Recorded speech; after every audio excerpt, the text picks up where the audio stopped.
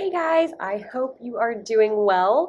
As I said, I'm in Morocco right now. I don't normally film on my computer, but I don't have my entire setup with me. So I'm filming to you today. I am in Casablanca, Morocco. I'm here staying at the Four Seasons for one night, and then tomorrow we go on to Fez, and then we're doing a couple days in Fez, and we're seeing some Roman ruins and all sorts of cool stuff, and then we're flying to Marrakesh, then we're staying a couple days in Marrakesh. I'm very excited. This is my third time in Morocco, and I'm very happy to be here. I am traveling currently with Niche by Teak. It's a travel agency community for it's a community for travel advisors, and so they're hosting a fam trip along with Experience Morocco, the company who is hosting us.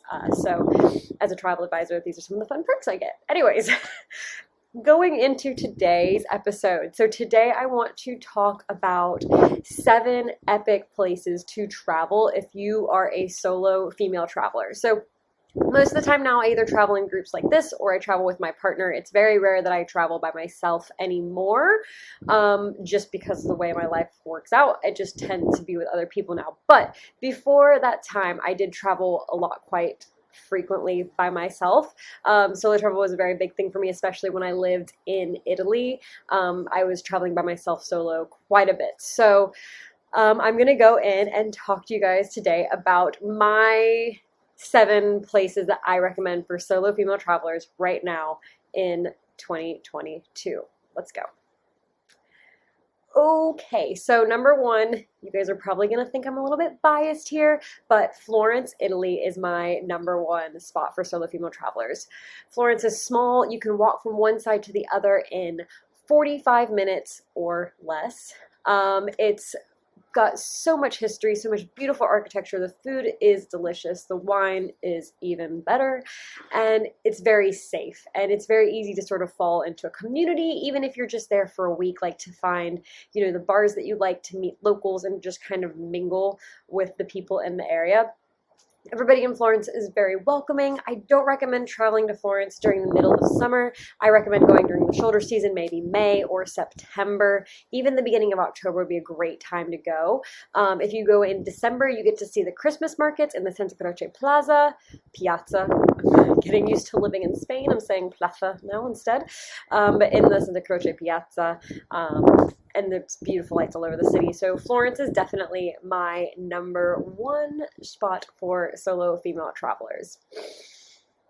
Okay, number 2, my second spot for solo female travelers, and I will say that all of these places except for one I haven't been, but it is on my list to go. We tried to go last year, but COVID, we had flights booked and everything, and then we canceled them. So everything on this list is either somewhere I've been either solo or with my family or with my partner or on a work trip. And they're all places that I would return to solo. So that's kind of how I'm gauging these, so you know. The second place on my list is Edinburgh, Scotland. So Edinburgh is an amazing, amazing city with so much life, so much culture, so much history. It's like a big city kind of feel, but it's not. Edinburgh is very easy to navigate, to get around. It's much more affordable than, say, going to London. And I don't love going to London solo. Obviously, I have done London solo. It's not my favorite place to go on a solo trip.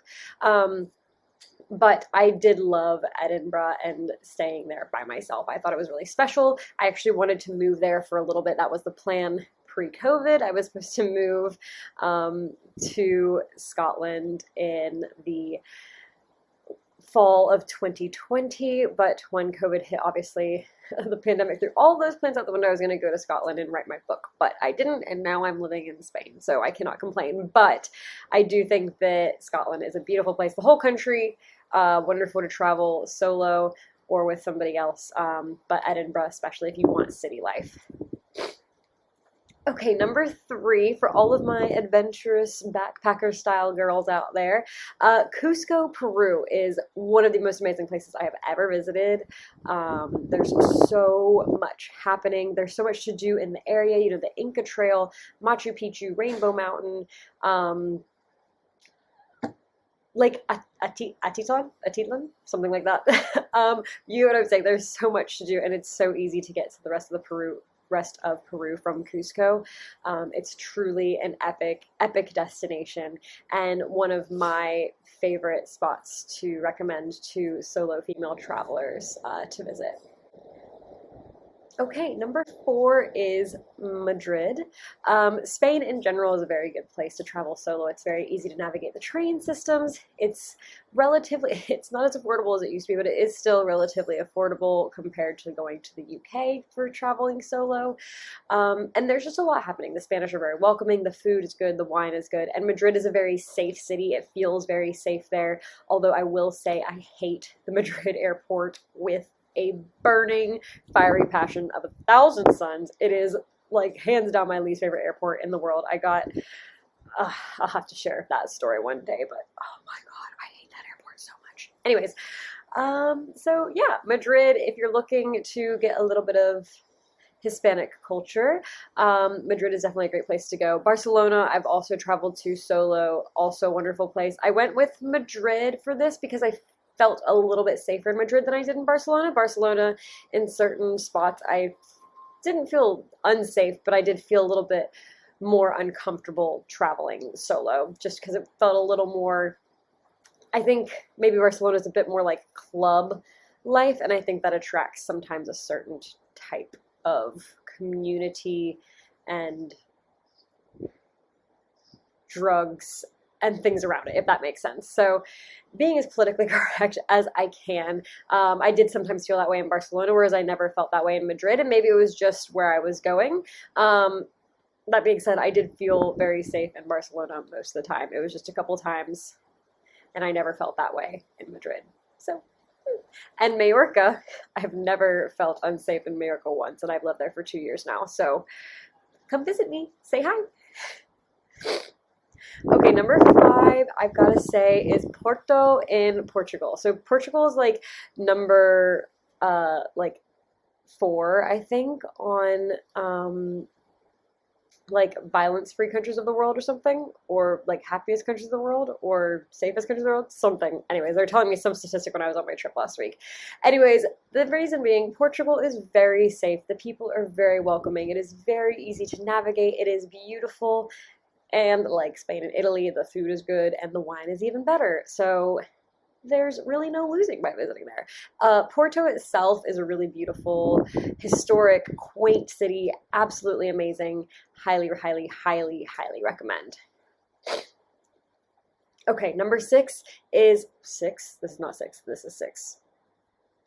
Number 6 is Ubud, Bali. So Bali is definitely a place that calls for the solo travelers. You will meet a lot of other solo travelers there. This is a place that I haven't been, but we were supposed to go last year.